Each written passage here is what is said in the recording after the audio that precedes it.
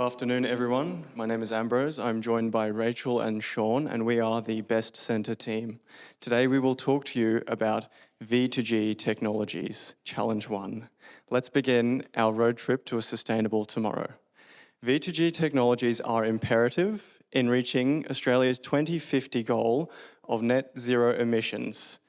This is because, as all energy will need to be generated sustainably, and as energy demands fluctuate, V2G technologies will be able to assist in meeting those peak energy demand periods.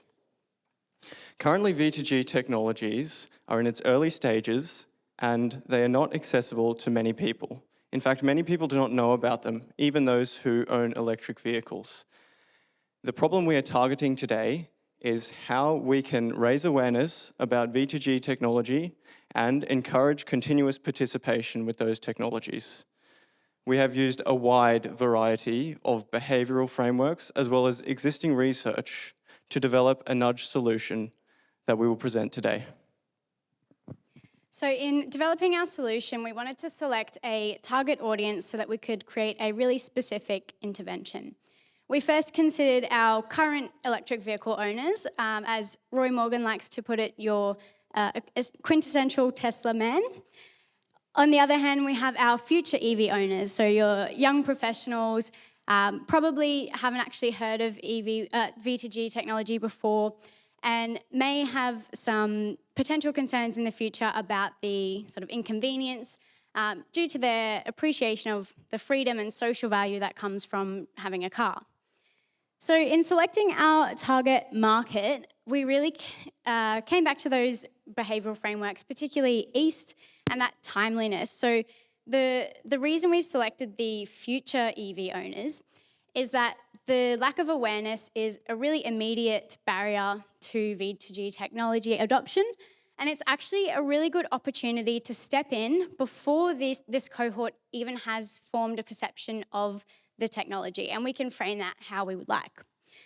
We also know that by the time the V2G technology will be rolled out more widely, this cohort will be sort of veering towards the age where they might be considering purchasing an electric vehicle and engaging in that technology. We also know that the current EV ownership base isn't really representative of the general population. They're really highly educated, often have quite technical knowledge and environmental awareness.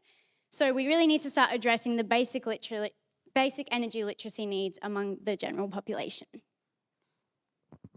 So, we've got the drivers. We've got where we're going. You might be thinking, what's the stops along the way? Well, let me show you. We've developed V2G. So, let me show you these stops. First of all, we've got education. The next stop on the journey, we've got engagement. And the final stop is experience. Let me take you on this trip. So, the very first destination is education, starting today.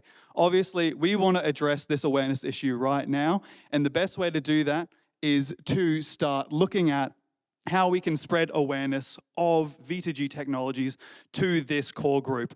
And the best way to do that is to start going to places where these young professionals are and talking to them about it, spreading the word and covering any misconceptions that may arise when they talk about the technology.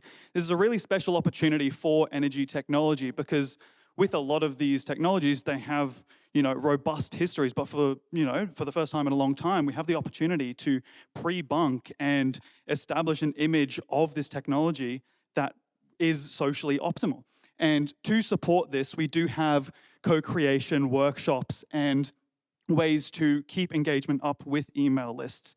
Now, one key risk in this area is that the information that we provide isn't congruent with their needs and wants. So to address this prior to launching this campaign, we want to make sure that we understand what information they really want. So we'll run these focus groups beforehand and make sure we understand their wants and needs.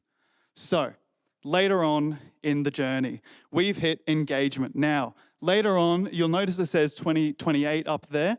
That is just prior to when that industry projects V2G technology will be widely commercially available for the first time. So prior to this, when this technology is just ready to be piloted and trialed, we want to engage these young professionals while now they're a bit older, they're closer to the age where they're going to be able to make these purchasing decisions about V2G.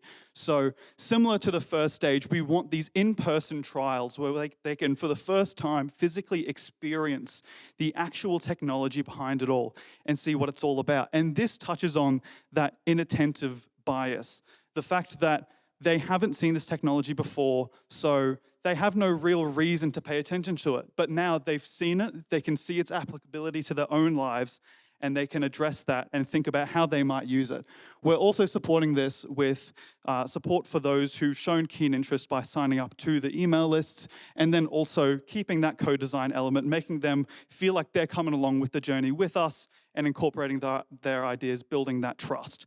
Now, another key risk is that they see this technology for the first time and they don't like it. It doesn't fit with their needs. But we see that as a good thing. We want to build that into the co-design workshops so that they feel that their concerns are adequately being met regarding range anxiety and things like that. So we've got their foot in the door, but we want them to actually enter the room and stay there. So the final phase, experience, is really trying to turn that intention into action. And not only that, but sustained action. So the way we are going to do this is particularly in designing a specific type of benefit structure for these users, specifically a social pooling or sort of group level commitment.